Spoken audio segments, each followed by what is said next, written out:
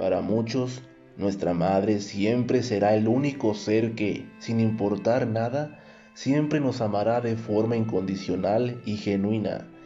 Hoy conoceremos 3 historias sobre 3 mujeres que, sin saberlo, serían madres de futuras estrellas del cine mexicano. 3 historias distintas entre sí, pues cada una nos dejará una lección distinta para reflexionar, en especial la última. Comenzamos. Eran los años 20. La joven Refugio Cruz se encontraba hasta altas horas de la noche bordando ropa con su máquina de tejer. Su esposo se dedicaba al filarmónico, por lo que usualmente se veía en la necesidad de salir de viaje para tocar música en eventos y festividades a lo largo y ancho del estado de Sinaloa. Lamentablemente, el peso no alcanzaba.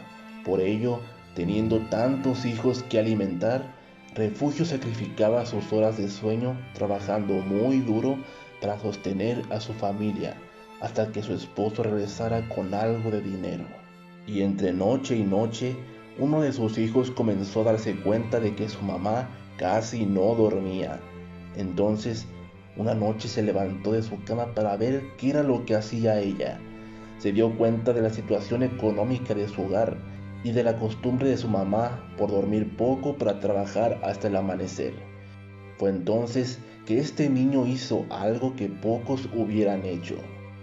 El pequeño se sentó en el suelo y empezó a mover el pedal de la máquina con sus manos para que así asegurarle a su mamá que entre los dos ella se cansaría menos y terminaría más rápido.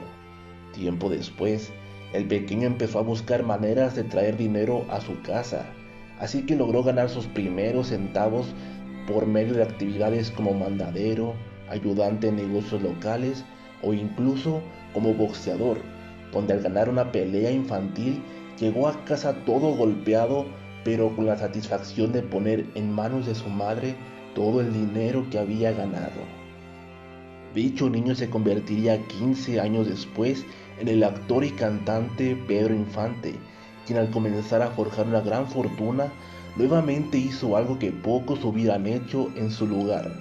Un día habló con su madre y le juró que trabajaría para ella toda su vida hasta que él muriera.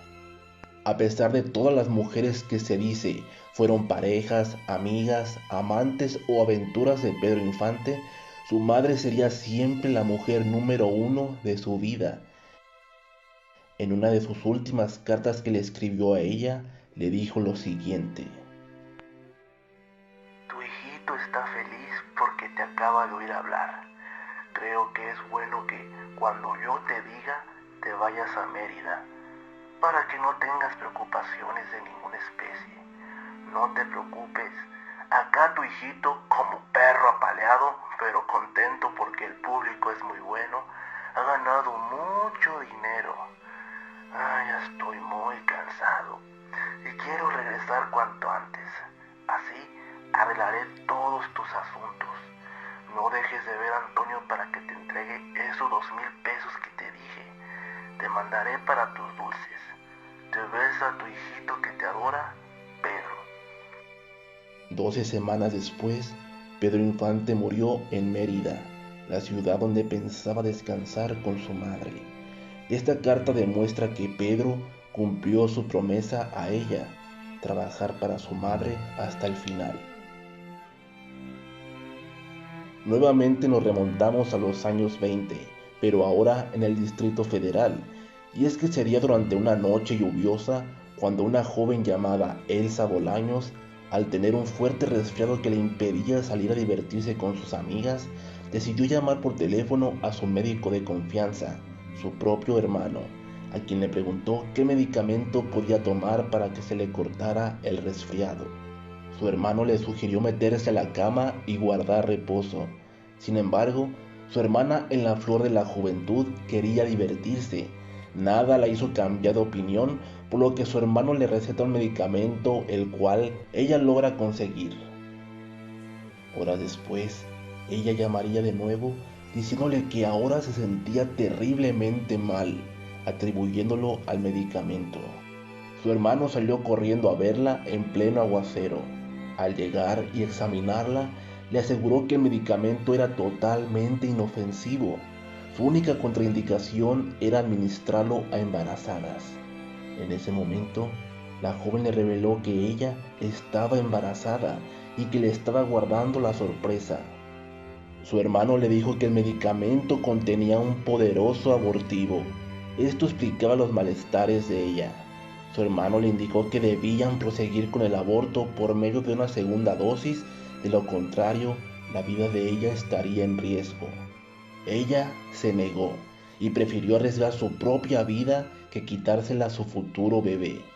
Semanas después, el 21 de febrero de 1929, nació su hijo, a quien nombró Roberto Gómez Bolaños, el futuro genio de la escritura, quien llegaría a ser parte del cine mexicano, la radio y principalmente de la televisión. Gracias a la entereza de su madre por defender la vida de su hijo, él pudo existir, solía decir Chespirito. A inicio de los años 30, nacería igualmente en el Distrito Federal el primogénito de la joven Juana Levario Plata, quien se dedicaba al comercio. Su esposo, Francisco Siria Mora, era panadero de oficio. Sin embargo, él decidió a las pocas semanas abandonar a su mujer y a su hijo. Ante su nueva realidad, la joven madre luchó por atender su puesto de aguacates en el mercado de San Cosme, teniendo que cuidar a la vez a su bebé. Debido a que la carga era demasiado para ella, un día decidió encargarle su hijo a uno de sus hermanos para poder atender su puesto. Su hermano descubrió horrorizado que el bebé tenía una fuerte infección en sus testículos debido a que su hermana no le cambiaba los pañales con frecuencia. Limpiaron al niño y lo alimentaron durante ese día, pues era evidente que había pasado por una muy mala racha. Al llegar la noche, su madre no fue a recogerlo, lo cual sus tíos no le dieron demasiada importancia. Sin embargo, al otro día tampoco fue por él, ni los días siguientes.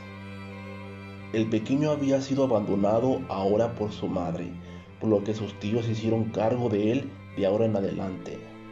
El pequeño bebé, al crecer, estuvo al tanto todo el tiempo de que sus verdaderos padres lo habían abandonado. A pesar de ello, siempre consideró a sus tíos como sus verdaderos padres, cuidando de ellos, incluso cuando llegó el día en que se convirtió en Javier Solís, el rey del bolero ranchero.